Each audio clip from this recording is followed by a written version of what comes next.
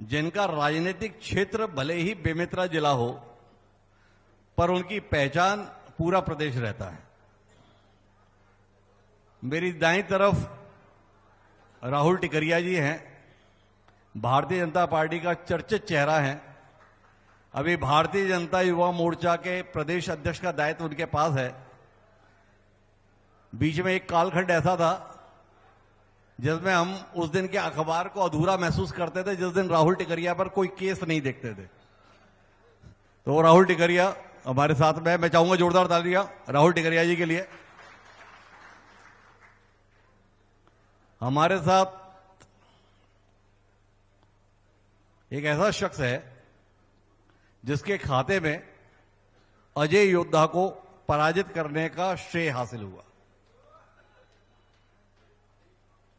साजा से रविंद्र चौबे जी को कोई हरा सकता है, इस पर हम यकीन नहीं करते थे, पर यह कमाल लाभचंद जी ने किया। वो लाभचंद जी हमारे साथ में, मैं चाहूंगा जोरदार तालियां लाभचंद जी के लिए।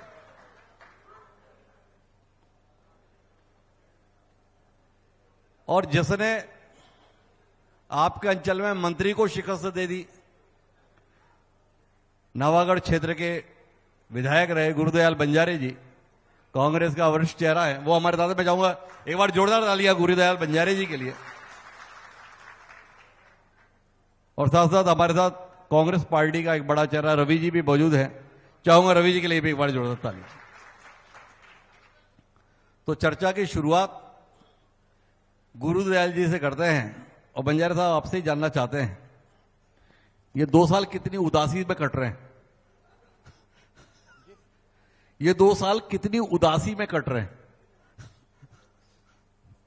सबसे पहले आज के जिला संवाद के इस गरिमामयी कार्यक्रम में यहाँ उपस्थित हमारे बीच हमारे प्रदेश के वर्तमान वरिष्ठ मंत्री आदरणीय दयालदास बघेल जी और हमारे अभिभावक के बतौर पूर्व कैबिनेट मंत्री आदरणीय रविंद्र चौबे जी, भाई आशीष छाबड़ा जी, दीपेश जी, अवधेश भैया, और साथ ही साथ आपका भी सम्मान करना चाहूंगा कि आपने ऐसा कार्यक्रम का आयोजन किया है, और खासकर नवागढ़ की क्षेत्र की जनता की ओर से करना चाहूंगा कि ऐसा कार्यक्रम आपने आयोजित किया है, क्योंकि 15 साल दयालदास जी पहले भी रहे और अभी 2.5 वर्ष होने वाला है। तो कभी नवागढ़ क्षेत्र में ये माहौल नहीं रहता कि कांग्रेस भाजपा एक साथ बैठ सके। सही है ना?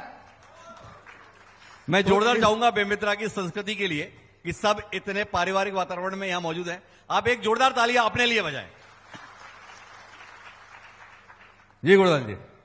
तो बेमेतरा की इस पावन धरा में और साथ ही साथ समस्त मंचस्थ अतिथिगण और हमारे क्षेत्र जिला से आए समस्त दोनों सत्ता पक्ष के विपक्ष के हमारे साथीगण, आप सभी का आज के आयोजन में हार्दिक अभिनंदन और बहुत बहुत स्वागत करता हूं। हिमांशु जी, सबसे पहले मैं बताना चाहूंगा, उदास तो मैं कभी रहता नहीं, हमेशा मुस्कुराते हुए इस क्षेत्र की जनता ने मुझे देखा है, कभी उदास नहीं देखा होगा। नहीं, मैं एक बात कहना चाहूंगा जी। वो 2023 में जब कांग्रेस की सरकार गई तो कुछ कांग्रेसियों के चेहरे पे मुस्कान आई। गुरुदयाल जी भी उसी सूची में थे क्या? मैं देखिए कांग्रेस का सच्चा सिपाही हूं, ये बताना चाहूंगा जी। ये पार्टी तय करती है कि किसे चुनाव के समर में उतरना है, नहीं उतरना है। पार्टी ने तय कर दिया, गुरुदयाल को इस बार अवसर नहीं मिलेगा, चाहे जो भी समीकरण उस समय बना हो। तो मैंने सहर्ष स्वीकार किया और पार्टी जहां मेरा उपयोग करना चाहिए वहां मैं उपस्थित रहा और कार्य किया हूं।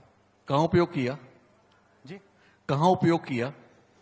नवागढ़ में भी किए हैं, और नवागढ़ में जितना मुझसे हो सका मैंने किया है पार्टी का सहयोग। और दयालदास जी कितने मतों से जीते? दयालदास जी लगभग 16,000 वोटों से।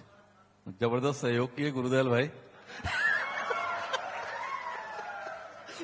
सहयोग के बारे में मैं कहना चाहूंगा, अन्यथा नहीं लेंगे। मैं उनको चाचा जी कह के हमेशा संबोधित करता हूं। जी विपक्ष में रहे तब भी हमेशा पिता तुल्य हैं, हमेशा सम्मान दिया हूं। जब मेरा टिकट कटा, जिस दिन सूची आया, जी तो स्वाभाविक है कोई खुश तो नहीं रहेगा, जी थोड़ा बहुत तो रहेगा, थोड़ा सा उदासी, जो आपने कहा, ईमानदारी से बता रहा हूं। जी। तो थोड़ा था पछतावा, चलो कोई बात नहीं। कार्यकर्ताओं के साथ में बैठा था, चाचा जी का कॉल आया,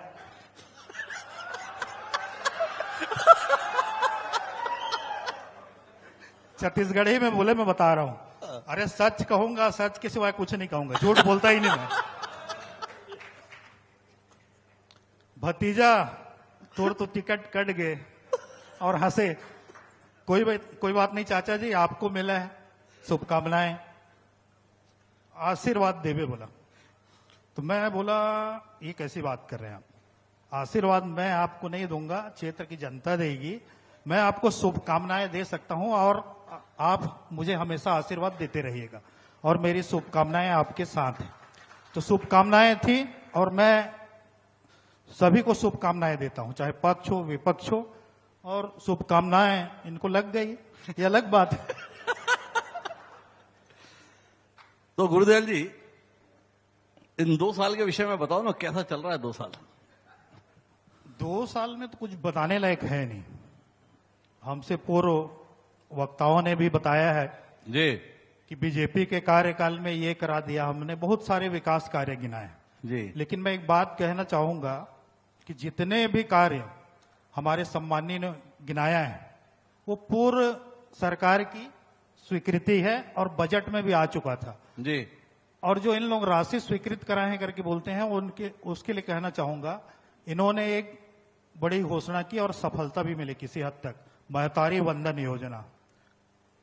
तो इसकी भरपाई करने के लिए जो कार्य के लिए स्वीकृत राशियां थी, उन्हें इन्होंने वापस बुलवा लिया।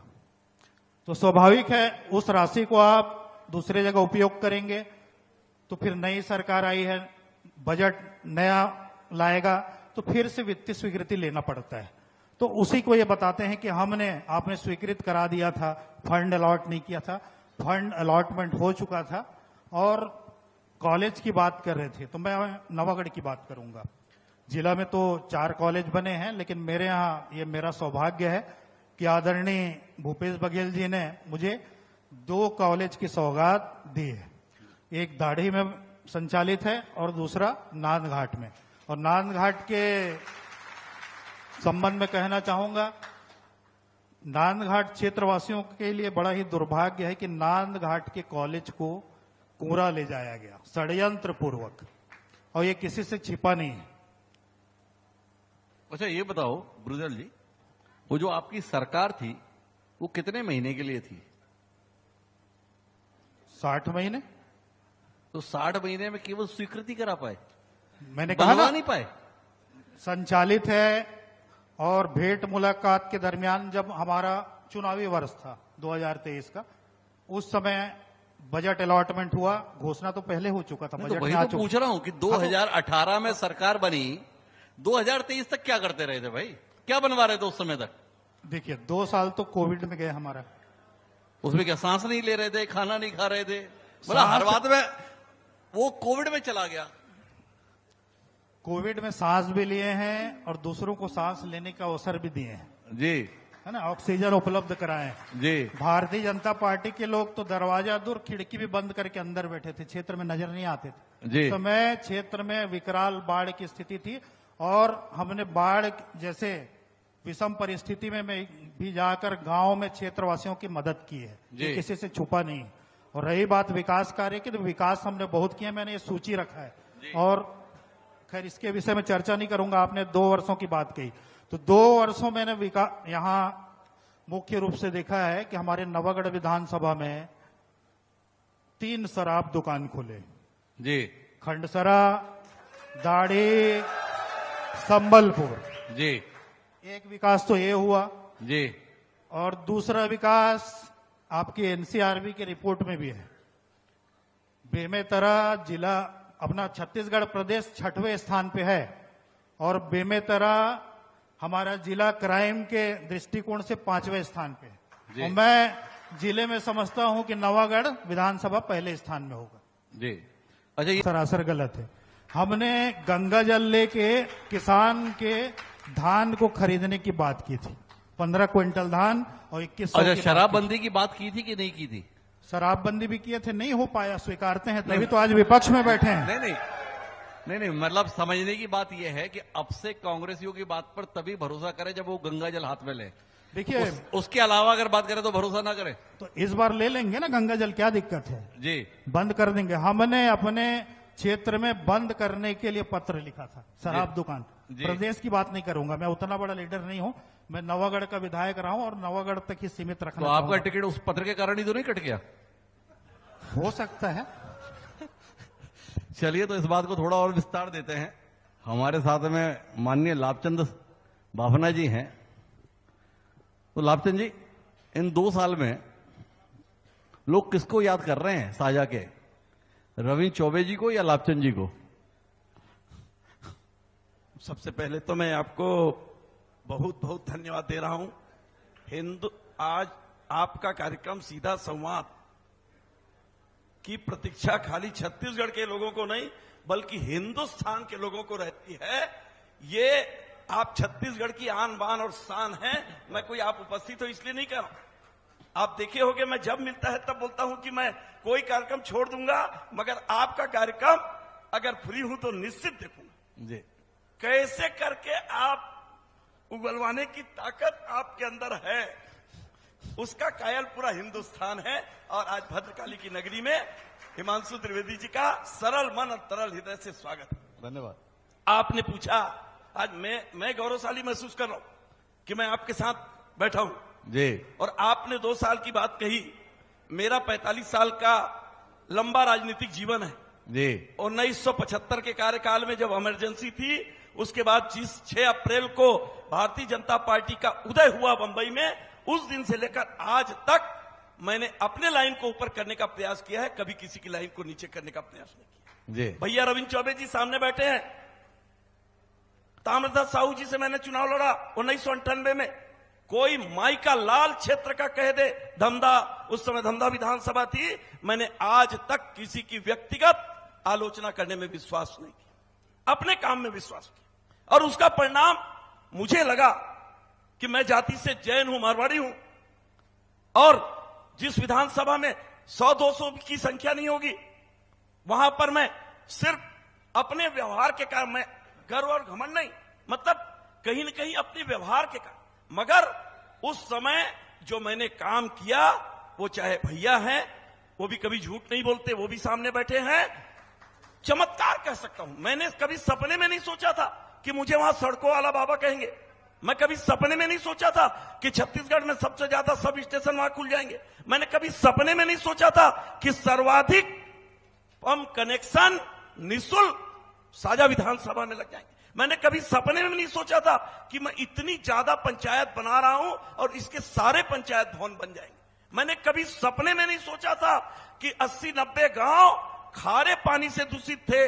ये कोरोना कार्यकाल में अगर वो खारे गांव में अगर वो शुद्ध जल अगर बेमेतरा के शिवनाथ नदी से 70 किलोमीटर की दूरी में अगर मैं नहीं पहुंचा, मैं का मतलब भारतीय जनता पार्टी डॉक्टर रमन सिंह जी नहीं पहुंचाते, तो उस क्षेत्र की क्या भयावह स्थिति हो।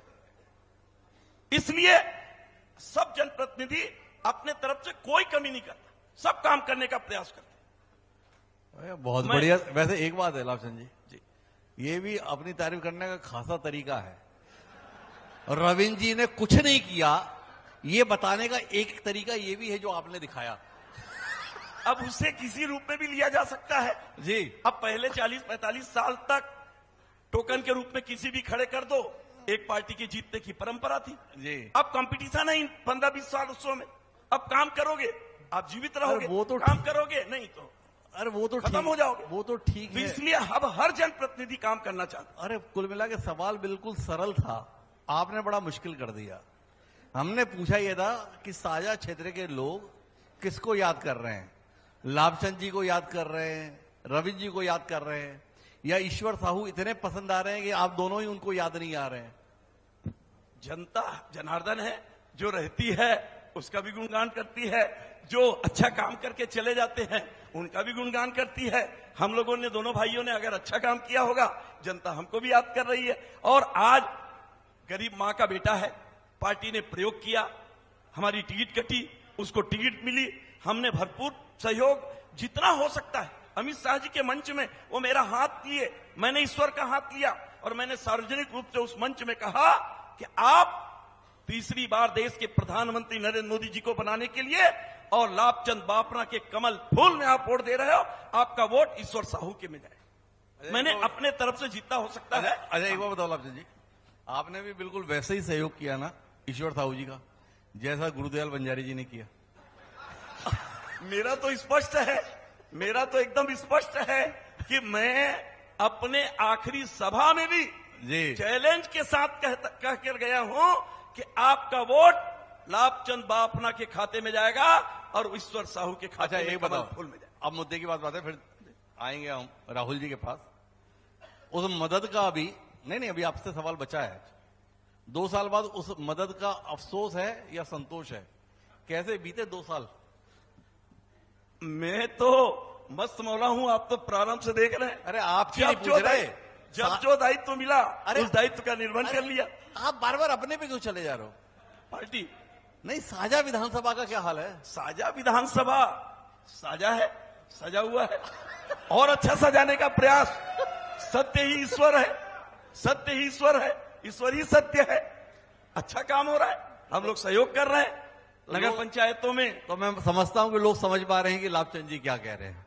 जोरदार तालियां लाभचंद जी के लिए। तो राहुल जी भैया, आप तो एक बेमित्रा को पकड़ना चाहते थे, पार्टी ने पूरा प्रदेश पकड़वा दिया। सबसे पहले तो मेरे बड़े भैया और सदैव मार्गदर्शक हिमांशु द्विवेदी जी का इस मां भद्र काली के धरती बेमेतरा में हार्दिक स्वागत करता हूं और मैं चाहूंगा आप सभी से कि जोरदार तालियों के साथ में इनका स्वागत करें।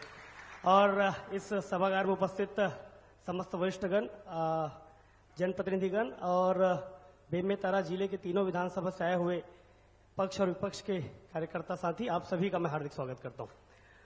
अब हिमांशु भैया ने जो सवाल पूछा है, अब मैं एक ही कहूंगा भैया कि बेमेतरा ने छोड़ा तो नहीं है, क्योंकि पहले भी जिला पंचायत का सभापति था, आज भी जिला पंचायत सदस्य हूं और सभापति हूं और बेमेतरा की जनता के सेवा में जितना हो सके मैं लगा हूं। अब पहले करीब 6 साल हो गए, 6 सालों से उस काम में लगा हूं और साथ ही भारतीय जनता पार्टी ने पहले भी विभिन्न दायित्व दिए, चाहे मीडिया पैनलिस्ट का हो, चाहे किसान मोर्चा में सोशल मीडिया का विषय हो, और उसके बाद आज भारतीय जनता पार्टी ने युवा मोर्चा का कमान मुझे दिया है और मैं उसके लिए भारतीय जनता पार्टी का धन्यवाद देता हूं कि एक विश्व की सबसे बड़ी पार्टी भारतीय जनता पार्टी का मैं छत्तीसगढ़ का युवा मोर्चा का प्रांत अध्यक्ष हूं और लगातार अपने कामों को संगठन का भी कर रहा हूं और क्षेत्र की जनता का जो दायित्व है उसे भी निभा रहा हूं। अच्छा एक बार बताओ, पार्टी ने आपको प्रदेश का काम दे दिया, युवा मोर्चा का प्रदेशाध्यक्ष बना दिया, फिर भी आप बेमेतरा की सेवा में लगे हुए हो। ये आपकी जो बेमेतरा के प्रति सेवा है, इससे कौन ज्यादा बेचैन रहता है? कांग्रेस ज्यादा बेचैन रहती है या भाजपा के लोग ज्यादा बेचैन रहते हैं? देखिए, ये तो सीधा सीधा सवाल है कि विपक्ष ही पीछे रहेगी और यहां पर सेवा में लगे रहने का एक ही उद्देश्य है कि यहां की क्षेत्र की जनता ने 51,000 मतदाताओं के क्षेत्र जिला पंचायत क्षेत्र क्रमांक 13 से मैं जनप्रतिनिधि चुन के आया हूं दूसरी बार, तो मेरा दायित्व है और मेरा कर्तव्य है कि बेमेतरा क्षेत्र की जनता का मैं सदैव सेवा करूं और मैं क्षेत्र क्रमांक 13 जहां से मैं चुनकर आता हूं वो मेरा घर भी नहीं पड़ता। मैं दूसरी क्षेत्र में लगातार दूसरी बार विजयी हुआ हूं, तो घर के क्षेत्र का भी कहीं ना कहीं जवाबदारी रहती है और जिला पंचायत जिस क्षेत्र में मैं विजयी हुआ हूं दूसरी बार, वहां की भी जवाबदारी रहती है। तो इस कर्तव्य से, इस दायित्व से हम पीछे नहीं हट सकते। यहां से जाते जाते भी कुछ टैंकर का मुझे उद्घाटन करना, जैसे अभी बातचीत चली कि पेयजल की बड़ी समस्या है, तो मैंने अपनी निधि से कुछ टैंकर की व्यवस्था अपने जिला पंचायत क्षेत्रों में की। जाते जाते रात में उसका पूजन है, उसका इनॉग्रेशन है और मतलब क्षेत्र को सौंप दिया जाएगा। तो निसंदेह बेमेतरा की क्षेत्र की जनता का सेवा करना मेरा उद्देश्य है, मेरा कर्तव्य भी है और पार्टी ने जो जवाबदारी दी है उसके लिए भी मैं लगातार अभी पौंडुचेरी के बंगाल से अभी हाल में 2 दिन पहले ही मैं वापस हुआ हूं। तो निसंदेह दोनों काम को निभाने का मैंने राहुल जी से बड़ा ईमानदार सवाल किया था कि बेमेतरा में आपकी सक्रियता से कौन ज्यादा परेशान रहता है, कांग्रेस ही ज्यादा परेशान रहते हैं या भाजपा ही ज्यादा परेशान रहते हैं? राहुल जी ने कहा विपक्षी ज्यादा परेशान रहते हैं। अब विपक्षी तो कहीं भी हो सकते हैं।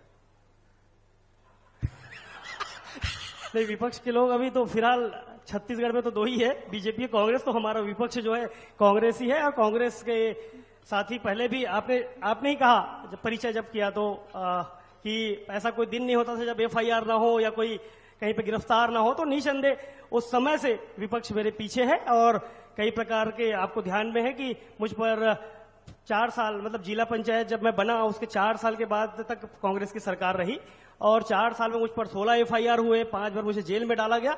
तो निसंदेह उसके अलावा भी कई आरोप लगाए गए। तो विपक्ष पहले भी पीछे पड़ा था, विपक्ष आज भी पीछे पड़ा हो। तो विपक्ष आज भी पीछे पड़ा हुआ है, लेकिन आपसे जानना यह है कि आज हम बेमेतरा में बैठे हैं, कौन से ऐसे काम है जिन्हें लगता है कि कांग्रेस में भी नहीं हो रहे थे और अभी भी नहीं हो रहे हैं? बेमेतरा के ऐसे कौन से काम हैं जो उस समय भी नहीं हो रहे थे और अभी भी नहीं हो रहे हैं? देखिए, सबसे पहला विषय तो यह है कि जब 1 जनवरी 2012 के बाद जब बेमेतरा अस्तित्व में आया, डॉक्टर रमन सिंह जी ने बेमेतरा की सौगात बेमेतरा वासियों को दी, जो लंबित मांग थी। उसके बाद से लगातार उनके नेतृत्व में हर प्रकार के जो यथासंभव थे, चाहे आप देख लीजिए जैसे बिरला का विषय भी हमारे अवधाई चाचा ने भी बताया कि पॉलिटेक्निक, ITI, उसके बाद वहां पे कॉलेज, और ऐसे ही अलग अलग ब्लॉकों में इन चीजों की स्थापना, चाहे कृषि महाविद्यालय का विषय हो, उसके बाद आप बेमेतरा में जिस प्रकार से महाविद्यालयों का विषय हो, उनका इनॉग्रेशन का विषय हो। और मैं आपको बता दूं, जिस प्रकार से कांग्रेस अभी गिनती गिना रही थी, कांग्रेस के साथ ही गिनती गिना रहे थे, उन्होंने बताया कि हमने ये बनाया, हमने ये, उन्होंने सिर्फ नाम बदला। जो हिंदी मीडियम स्कूल थे उन्होंने इंग्लिश मीडियम कर दिया, बिल्डिंग बनाए नहीं थे। उस समय भी जो बने थे, जो स्कूल को इन्होंने बदला, जिसका नाम इन्होंने बदला, वो भी डॉक्टर रमन सिंह जी की देन थी। पूर्व के सरकार में लगातार ये काम हुए, और साथ ही अभी जैसे ही हमारी ये 2.5 साल हो रही है सरकार को, माननीय विष्णुदेव साय जी की, जो इन्होंने घोषणाएं की थी, जो इन्होंने पेंडिंग की थी, सिर्फ पुराने स्कूलों में वही स्कूल चलना या फिर किसी स्कूल में कॉलेज चलना, लेकिन उसकी संपूर्ण चिंता आज भारतीय जनता पार्टी कर रही है। उसके लिए लगातार बिल्डिंग्स की घोषणा, और कई तो बिल्डिंग टेंडर में भी लग चुके हैं। अरे अच्छी बातें तो ठीक है, बेमेतरा में बैठे हैं राहुल जी, कुछ काम वाम आपकी कल्पना में है कि जो बेमेतरा में होना चाहिए, या सब हो गया है? नहीं, देखिए, कुछ काम बचे हैं, नो डाउट, नहीं बचे ऐसा नहीं है, बिल्कुल बचे। जैसे बैराज का विषय था, यहाँ पर किसी भी प्रकार से बड़े बांध नहीं थे, बैराज नहीं थे, उसकी घोषणा आज विधानसभा में हमने अपने विधायक जी का भी हम धन्यवाद देते हैं और माननीय मुख्यमंत्री जी का भी धन्यवाद देते हैं कि अभी करीब 300 करोड़ के बजट का प्रावधान कर दिया गया है, और ये बजट आगे भी बढ़ेगा। और ये बैराज बिल्कुल जो पेयजल संकट का विषय है, और पेयजल संकट के अलावा सिंचाई की भी व्यवस्था का विषय है, ये दोनों चीजों के लिए बड़ा ये एक टर्निंग पॉइंट है और टर्निंग पॉइंट होगा। उसके अलावा शिक्षा के विषय में आपने ही कहा कि मेडिकल कॉलेज, नर्सिंग यहाँ पे चाहिए, तो बिल्कुल वो चीजें चाहिए और उसकी मांग हम भी करेंगे, और ये बेमेतरा में होना भी चाहिए। ये बेमेतरा में होना भी चाहिए। तो अब मैं थोड़ा रवि जी आपके पास आता हूं, लेकिन रवि जी के पास आऊं उससे पहले इस क्षेत्र के सम्माननीय सांसद विजय बघेल जी का हमारे बीच आगमन हुआ। मैं चाहूंगा जोरदार तालियों से विजय बघेल जी का हम लोग स्वागत करें। वो काफी दूर से और काफी कार्यक्रमों से होते हुए हमारे बीच में पहुंचे इस संवाद का हिस्सा बनने के लिए। और इसके बाद का जो सत्र है वो रविंद्र चौबे जी और विजय बघेल जी के साथ का ही है। 2 पुराने दोस्त साथ मिलकर क्या बात करेंगे ये जानने में हम सबकी दिलचस्पी है जी। अब पुरानी दोस्ती है आपकी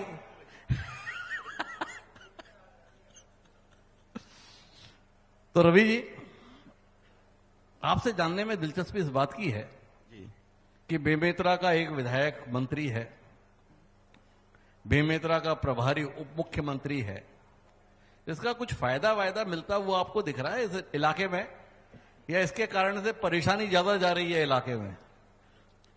सबसे पहले तो मैं आपका और आपकी पूरी टीम का बेमेतरा में स्वागत करता हूं। साथ ही साथ यहां उपस्थित सभी विशिष्ट जनों का मैं सादर प्रणाम करता हूं, हार्दिक स्वागत अभिनंदन करता हूं।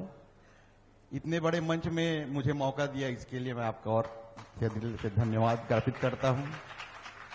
अब आपको मैं बताना चाहूंगा, मैं पार्टी का कोषाध्यक्ष तो हूं ही, साथ बिरला जनपद का जनपद अध्यक्ष प्रतिनिधि भी हूं और इसके पूर्व सरपंच भी था। तो अभी जो आप मेरे से क्वेश्चन किए कि उप मुख्यमंत्री का कुछ फायदा मिला है और मंत्री जी का कुछ फायदा मिला है, विधायक जी का कुछ फायदा मिला है, तो इसको मैं सिरे से नकारते हुए आपको बोलना चाहूंगा कि इसका कोई फायदा बेमेतरा को नहीं मिल रहा है। इसका साक्षात उदाहरण एक मेरा बिरला जनपद है, मेरा जनपद क्षेत्र बिरला आता है।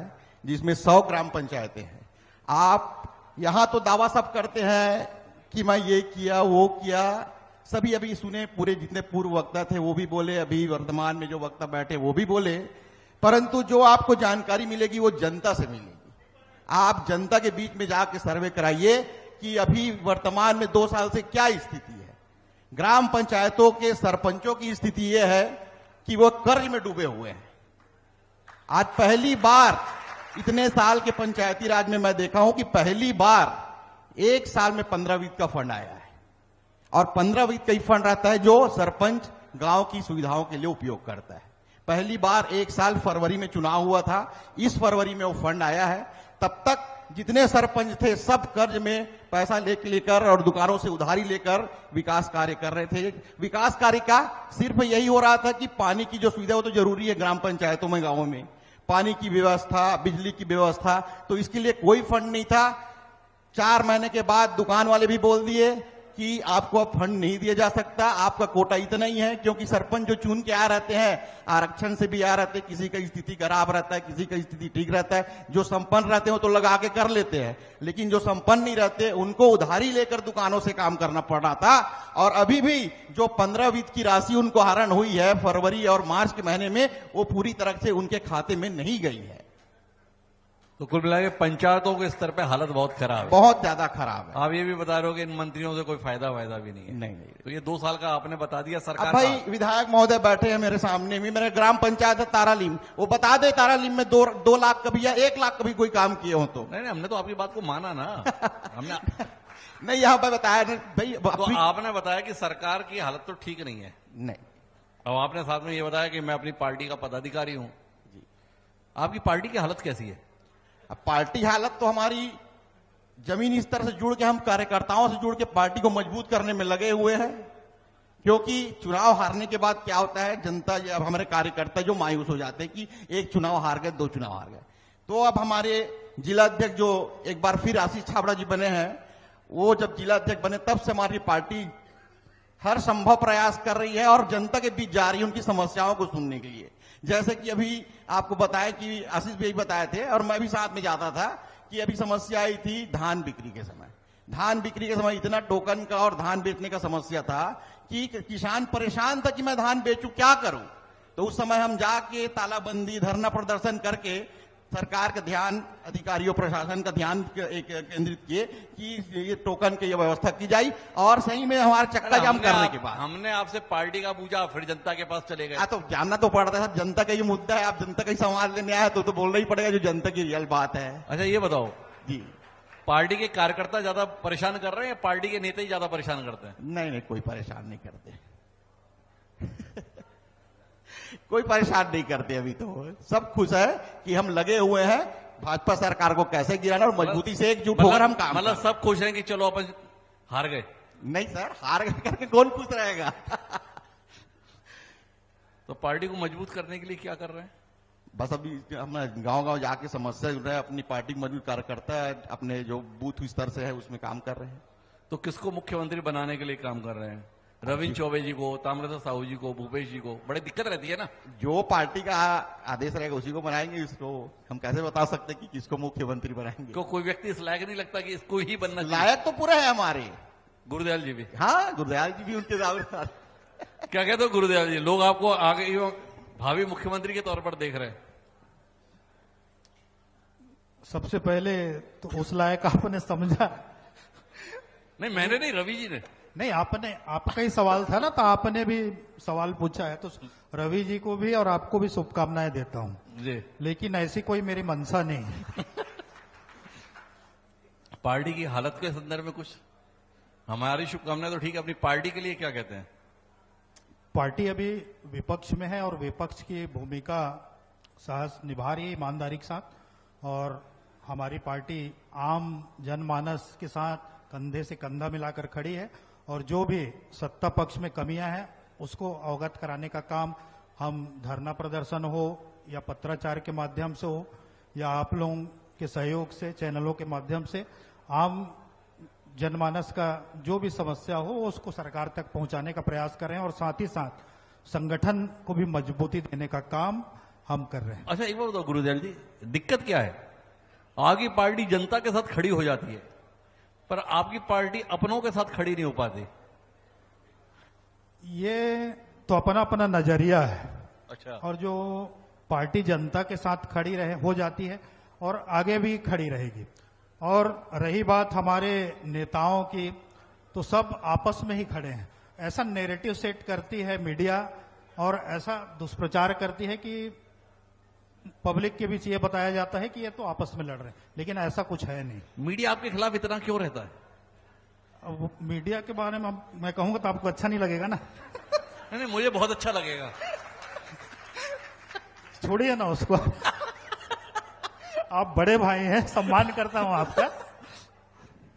आप हमारा सम्मान कर रहे हो या अपने नेताओं का?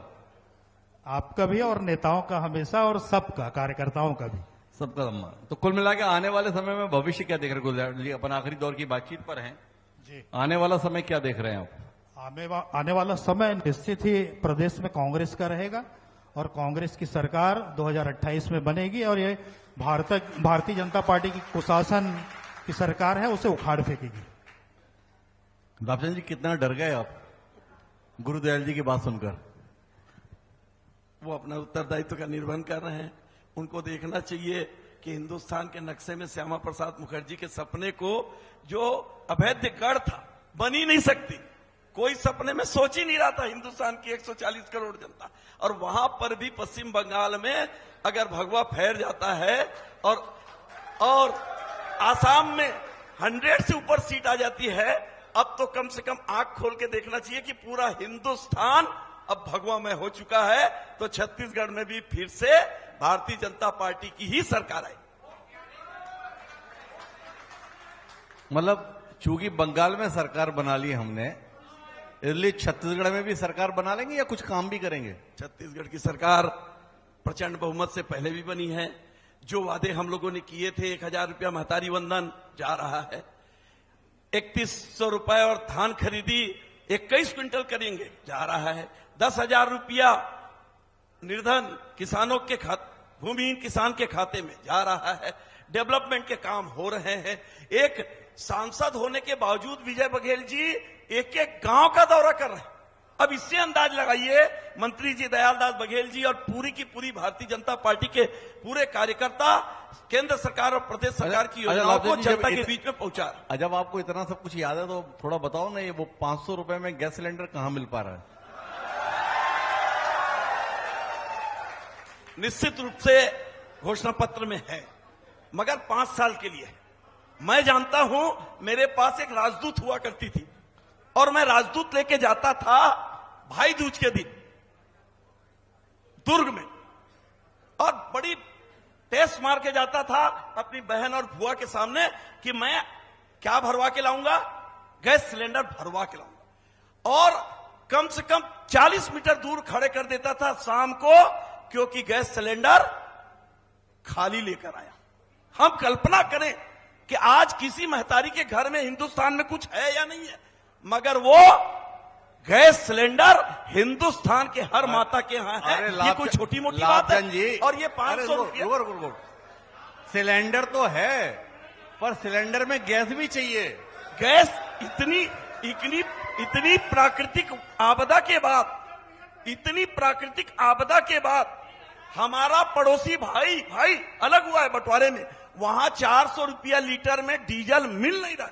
और यहां पर आज कोई एक आदमी कह दे जिसको गैस सिलेंडर के लिए 10 दिन भी, एक दिन भी भटकना पड़ा। और अब रहा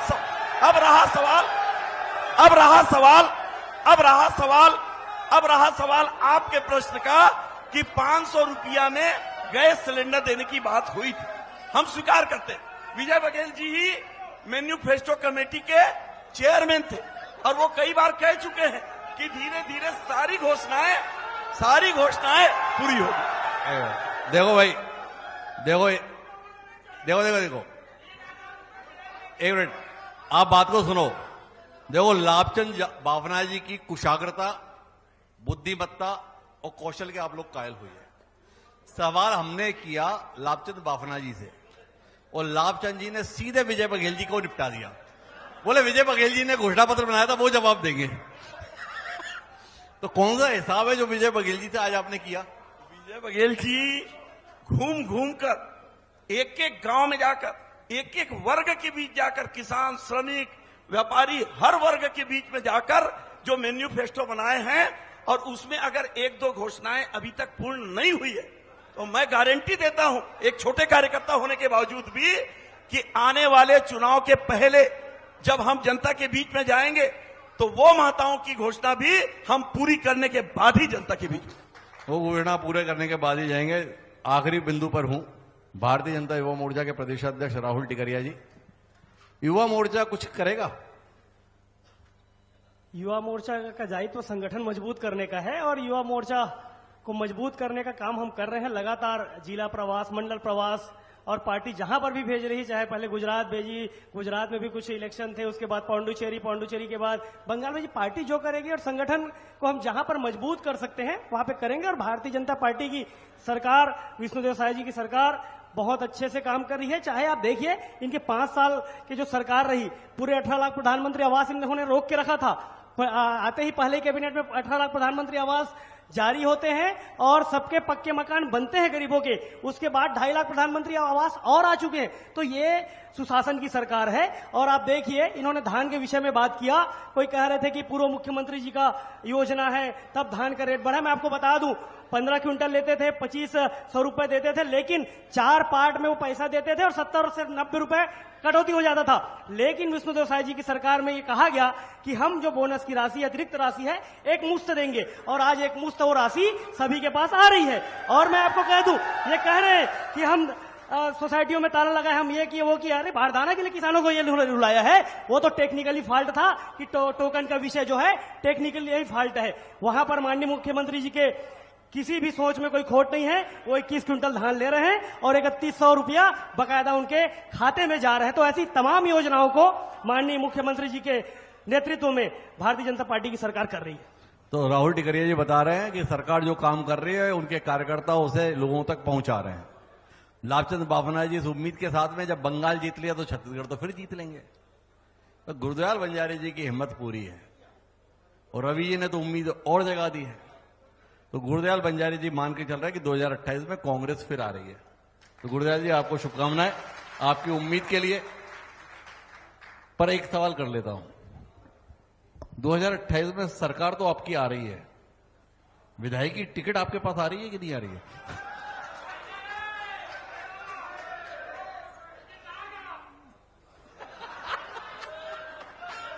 जवाब नीचे से आ रहा है।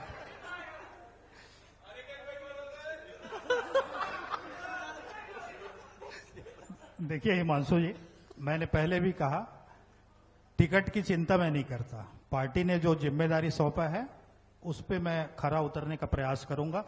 यदि पार्टी अवसर देगी तो मैं निश्चित ही जीत के आऊंगा और क्षेत्र की पुनः सेवा करूंगा और 2028 में निश्चित ही कांग्रेस की सरकार बनेगी।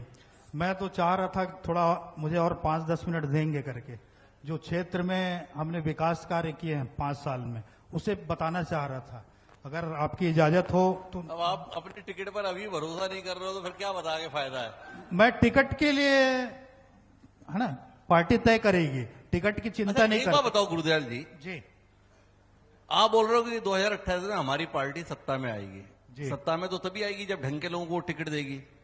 आप जैसे मौजूद व्यक्ति की टिकट भी पक्की नहीं तो पार्टी सत्ता में आएगी कैसे? नहीं, हमसे भी मजबूत और है प्रदेश में। जो 2023 में लड़े थे ऐसे ही वो भी मजबूत थे, फिर कमजोर क्यों दिखे? अब वो दयाल दास जी का लक था जो आपकी शुभकामना से बन गया। शुभकामनाएं से नहीं, अब वो तो मेरा बैड लक है और दयाल दास जी का गुड लक है। तो कुल मिला के गुरदयाल बंजारे जी आश्वस्त हैं। एक गरिमा के तहत वो कह रहे हैं पार्टी के नेतृत्व को महत्ता देते हुए कि अगर पार्टी मौका देगी तो मैं जरूर जीतूंगा। जनता पर उनका जितना भरोसा है उतना भी अपनी पार्टी पर नहीं है। तो गुरदयाल जी को फिर भी हमारी शुभकामना है। रवि जी संगठन मजबूत करने का दावा कर रहे हैं, उनको भी शुभकामनाएं हैं। तो कुल मिलाकर बेमित्रा के संदर्भ में जो बातचीत है उसमें बदलती हुई तस्वीर एक बड़े महत्वपूर्ण बात कहती है। बेमित्रा असमंजस में नहीं रहता। बेमित्रा जिले की तीनों सीटें एक राय होकर अपना फैसला देती हैं।